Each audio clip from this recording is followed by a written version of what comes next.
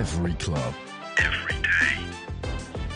The Global Sports Podcast Network.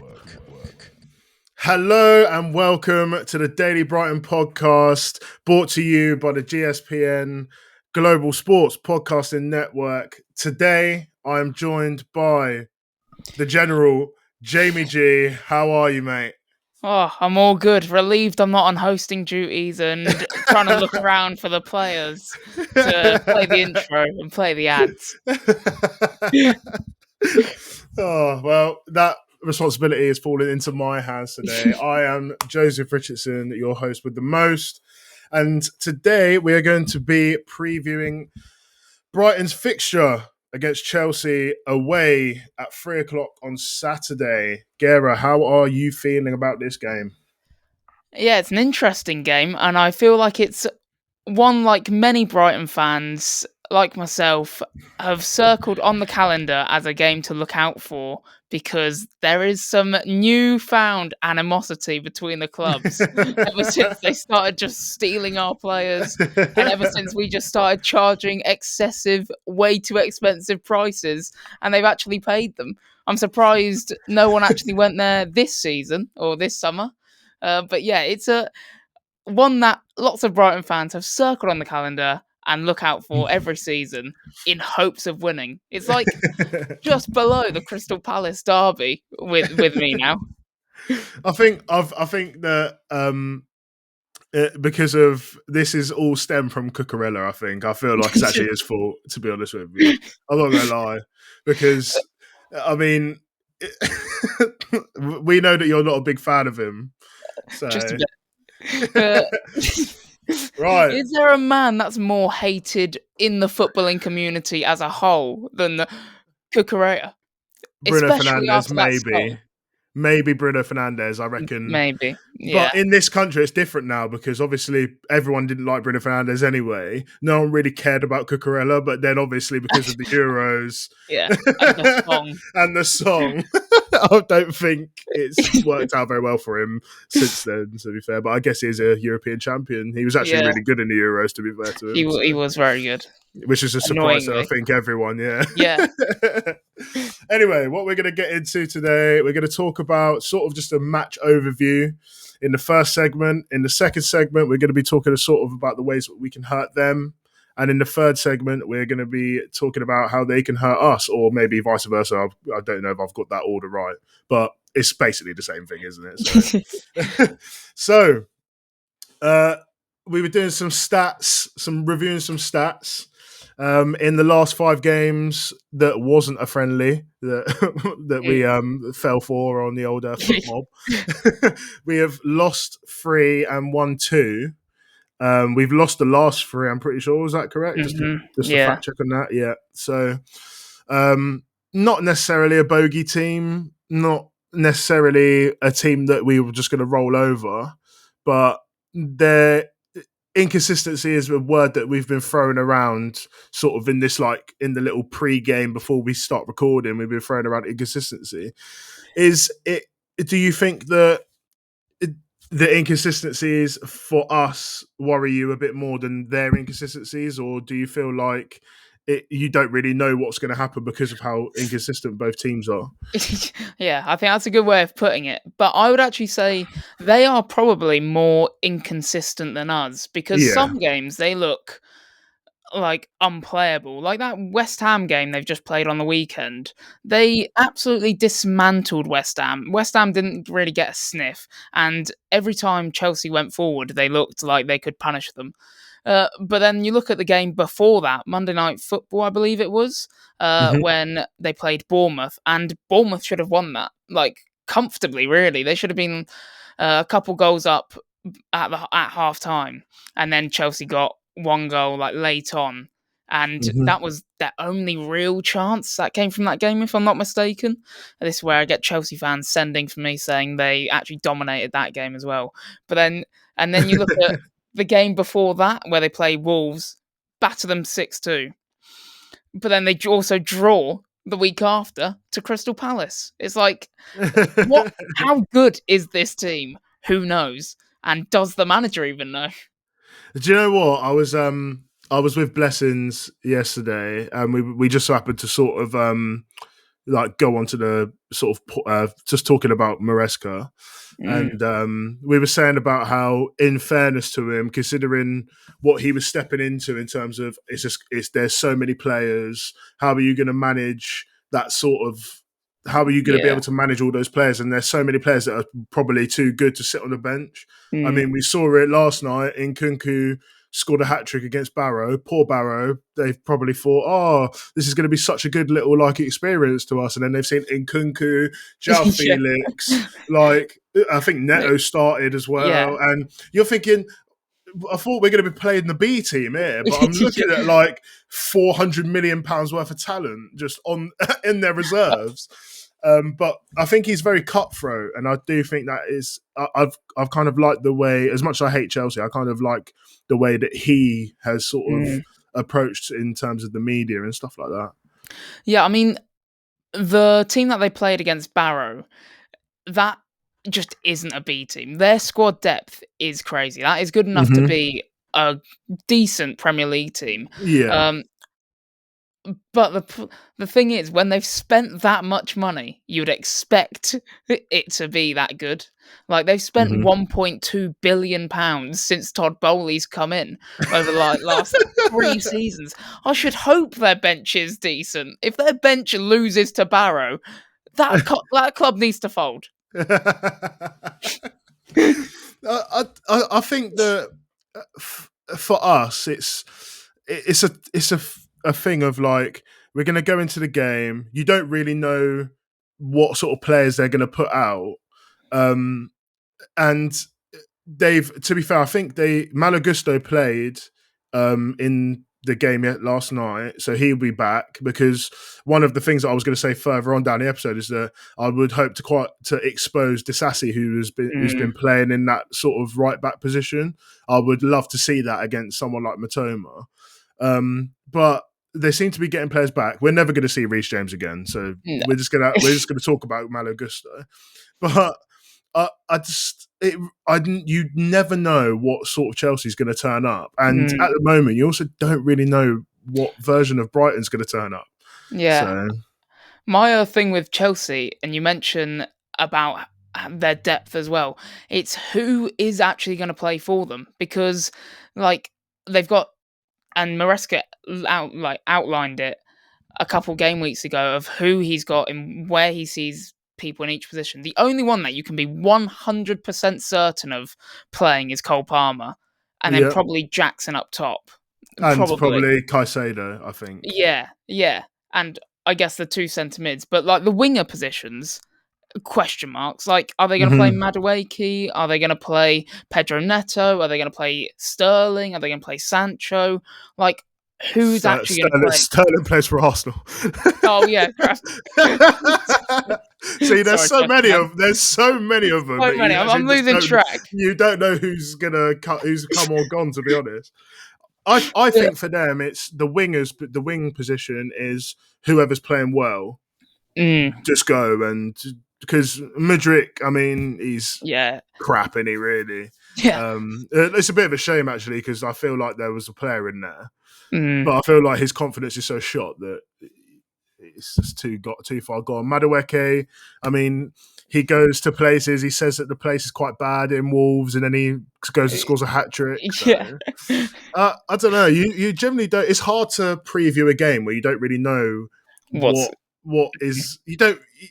They have a style, and the style is quite good, but you also don't know what the personnel is going to be. Yeah. So that's where I can see. I think what I can see from their like whole attacking lineup is, or their starting upwards of the pitch is Caicedo, Enzo. I think that's a lock, and then it's obviously Cole Palmer, and then I think Madueke, who has been on form on the right, and then I think to punish us, and which we'll get down to later on, I think they will probably play Pedro Neto on the left, and then Jackson up top, because he's been on good form. Yeah, 100%. Anyway, speaking of what we're going to get to further down the line in the pod. We are going to take a break. You're going to hear from our sponsors at Zencastr. And when we come back, we are going to actually talk about who from their team can hurt us and where they might find some joy. So we will see you after the break. Do you have a story to tell that the world needs to hear? Have you struggled with reaching new audiences who are engaged with your story? It might be time for you to start a podcast. Let me tell you about a platform we use here at the Global Sports Podcast Network called Zencastr. Zencastr makes it easy to start a high-quality podcast built for growth from day one, with 4K video recording from your phone and AI editing that automatically removes ums, ahs, your nose, and 22 other speech patterns. Zencastr makes it super easy to start a podcast that sounds great. Ready to tell your story? Check out the link in the show description to learn more about Zencastr. And we are back for segment 2 with Jamie G, the General, and Joe Richardson. We are going to be talking about the ops. Chelsea, we're going to be talking about how they can hurt us in this segment. Gara, I'm going to throw it over to you because you are the only other person in this call with me right now. Where do you think is the most dangerous what's their most dangerous tool? Where are they going to hurt us? How are they going to do it? Yeah, so I mentioned that they dismantled West Ham last week, and that was largely through a kind of direct style of play. If you look at the first goal, they are basically just played it through to Jackson while West Ham were playing a high line, and Jackson left Edson Alvarez running in quicksand is what it looked like. Edson Alvarez was moving backwards while Jackson was storming ahead forwards. I think that is where they could look to prey on us. Because last week against Forest, we very much played a high line, and so many times I think we caught them offside 4 times, Nottingham Forest, by stepping up at kind of last minute. But then we also did concede both our goals through fast break opportunities. So there was the first one, which was basically just a ball into the channels. Morgan Gibbs-White speeds onto it, and then he's like a dangerous threat running just on goal, and then cuts it back. That's how we concede the first goal through the penalty that comes after. And then the second goal is Van Hecker stepping out, and then they just play a through ball into a bit of space that he vacates.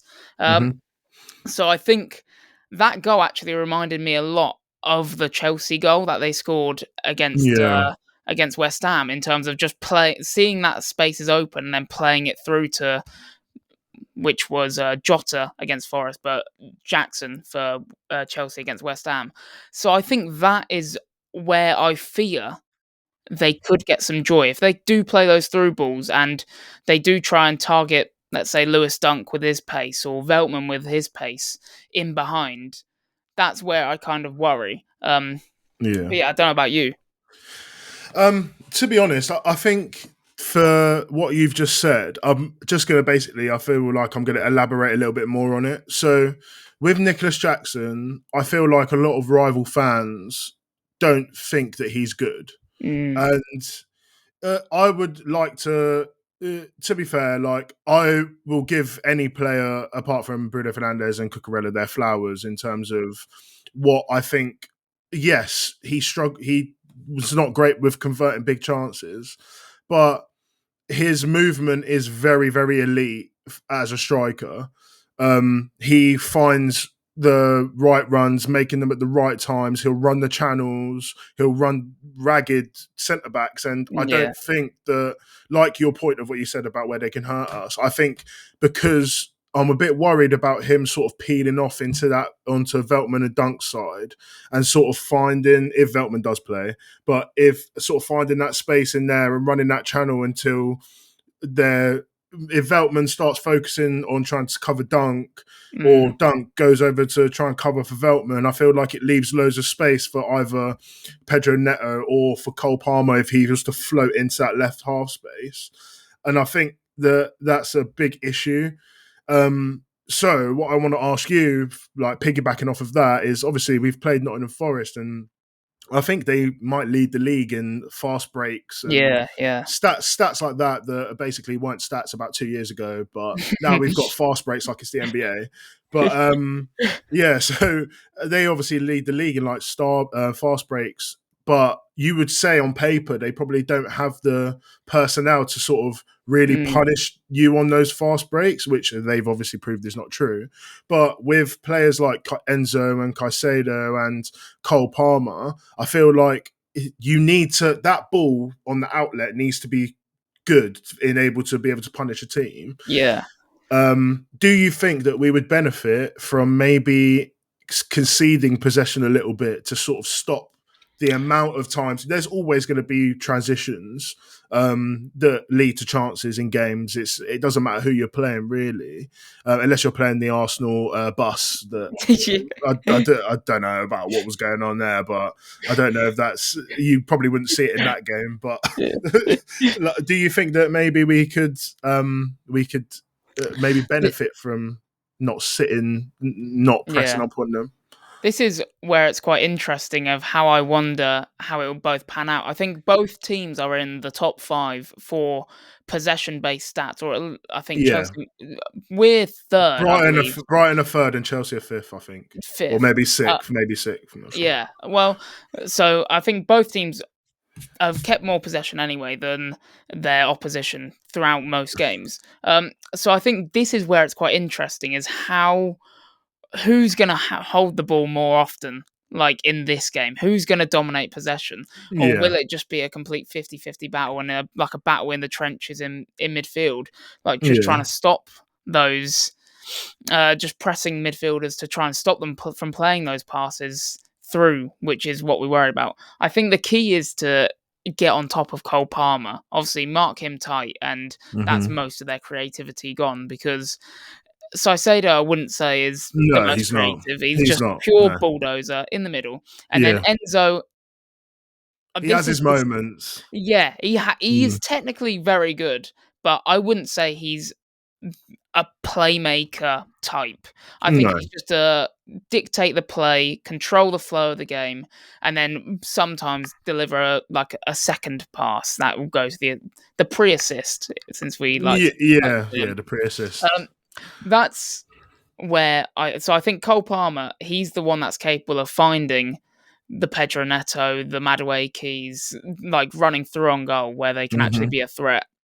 But yeah, I think in terms of the possession, I think if we concede possession and let them have it, I think, and this is probably what we'll go into more depth, but after the break, but this is where we could finally flourish, because the last couple of games, we have dominated possession. They have Ipswich, park the bus. Nottingham Forest, park the bus. Arsenal, fair play, they had 10 men, but they parked the bus. And we weren't able to break down that low block. It's what me and Bless have been saying in every review video. We just have struggled to break down these low blocks. So I think a team coming on to us, allowing us to play that on the fast break or on the counter-attack, could work in our favour. 100%. But in the last segment, we're actually going to be talking just about that. How can the Seagulls, the mighty Seagulls, undefeated in the league, how can they punish Chelsea on Saturday at 3:00 at Stamford Bridge? And we're going to talk about that after you hear from GSPN. This podcast is brought to you by the Global Sports Podcast Network, the only network bringing you exclusive daily news and views on your Premier League team, the Premier League as a whole, women's football and fantasy football. A unique listening experience that puts fans first, bringing you the very latest breaking news from your team. Subscribe wherever you get your podcasts and make it your first listen every day. Global Sports Podcast Network. Every club, every day. Welcome back to the Daily Brighton podcast, brought to you by our sponsors who you just heard from there, GSPN. Last segment, Jamie G, the General. I'm going to throw it to you again. We have been speaking quite a lot about Chelsea, but the mighty Seagulls, how are we going to punish them and keep our undefeated run going in the Premier League? And just in all competitions, actually. Yeah. Well, this is where we could I'll start off with a negative and say, obviously, we might be, and we probably are going to be missing João Pedro. So, as much as I think he could have controlled the game and helped us dictate play, and I would have probably previously said he is our magic man, where we could run every attack through him and hope that he does something. He doesn't look like he's going to be playing.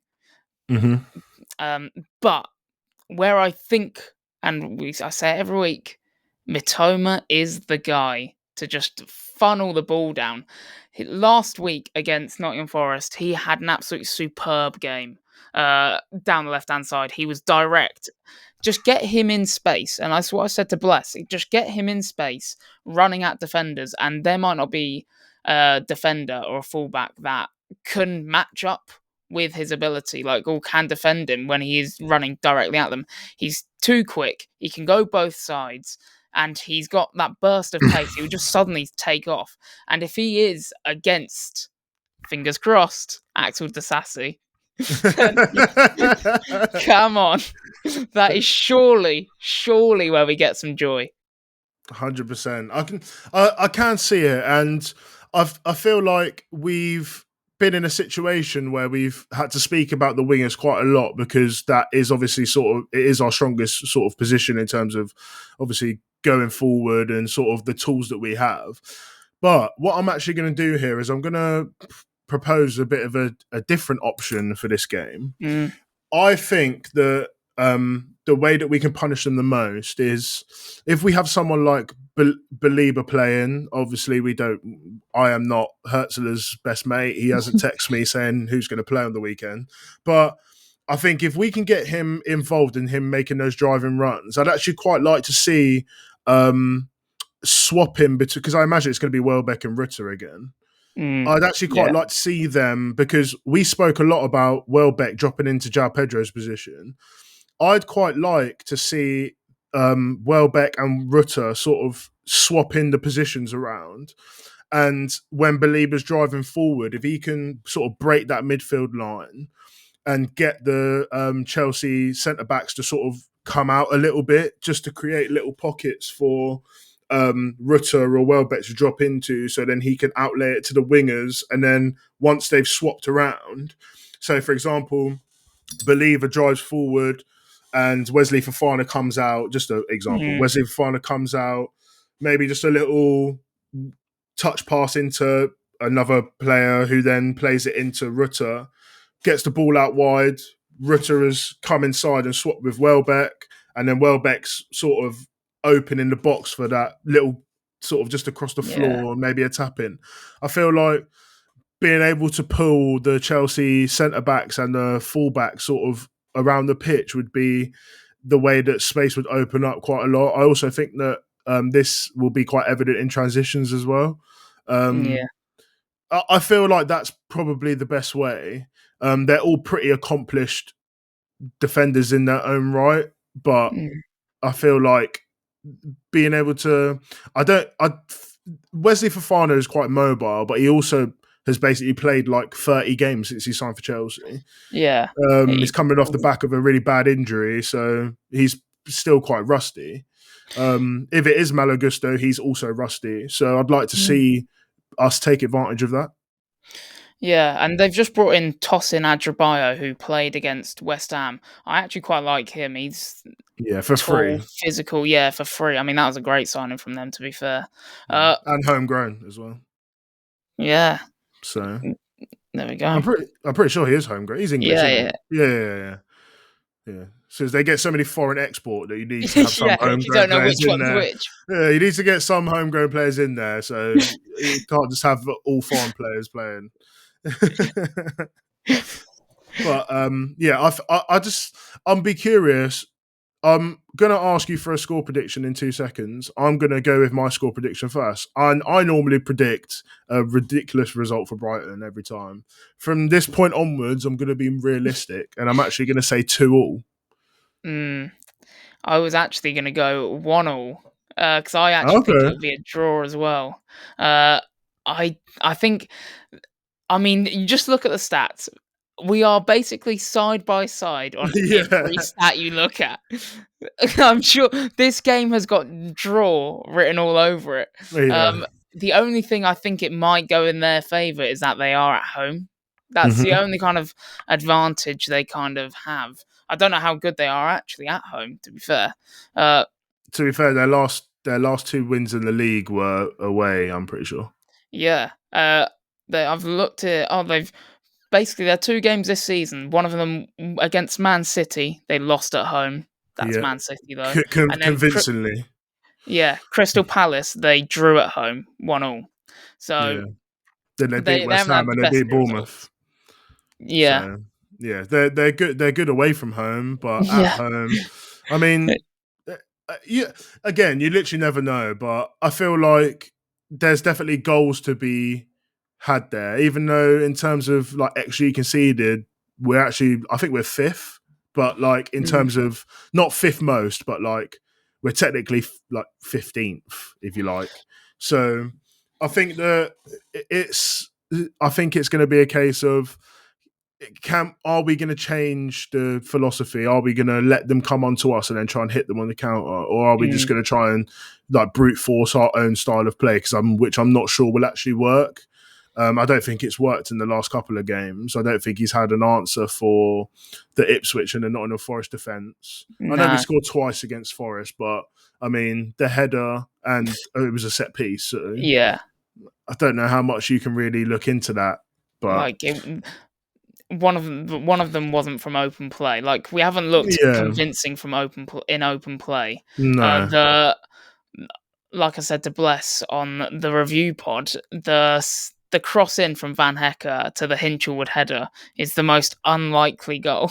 Although Hinchelwood, he scored a couple headers, I think. Yeah, he scored 3. I was actually thinking back after that pod. I was like, oh yeah, he scored 3 headers. Like I think all 3 of his Premier League goals have been headers. Do you know who he reminded me of with that? He actually reminded me of a prime Gini Wijnaldum for Liverpool. The sort of late arrival into the box, great leap, great direction on the header. Yeah, it reminded me of it. Yeah, the leap was mad. The leap was so perfect, like just exactly how you'd picture someone jumping up and heading a ball. Even the head direction, the swivel of the head. I mean, that was actually such a good finish. But yeah, like you say, I don't think there's much to separate these teams in terms of, and I think it will come down to being a draw. I wonder if he'll actually play. I think it could be Belieber and Hinchelwood in centre mid, but then they reckon he'll give Whiffer a go. Yeah, well, that's the thing. I would prefer him to give Whiffer a go, but Hinchelwood was our best player. Well, he got man of the match for us on the weekend, and has also just come off a goal. So will he be dropped? That would be pretty harsh. I'm also gonna before we go, I'm just gonna quickly throw in Blessing's prediction. Blessing's prediction. I spoke to him last night. His prediction was 2-1. Danny Welbeck knee slide. He's not confirmed to me whether it's a Danny Welbeck goal or if Danny Welbeck is just supposed to do a knee slide. That's it. I don't know. He knee slides for the Chelsea goal. He knee slide because obviously he's predicted a Danny Welbeck knee slide, and then he scored last week. And then I was just watching, and I was like, "He's going to do a knee slide. Come on!" But unfortunately, we didn't get to see it. But it's been great speaking to you, Gara. I have been your host with the most, Joe Richardson. Thank you for joining us. Thank you for listening. Let us know what your predictions are going to be on all of our social platforms and leave comments on our Spotify. And we will see you with our crossover pod, which is going to come out on Friday now, I believe, due to some logistical issues and stuff like this. But you will get one, so do not fear. Gara, what is your goodbye message for today? Yeah, up the Seagulls. Come on. Up the Seagulls. Come on. See you tomorrow. Ciao. Every club. Every day. The Global Sports Podcast Network.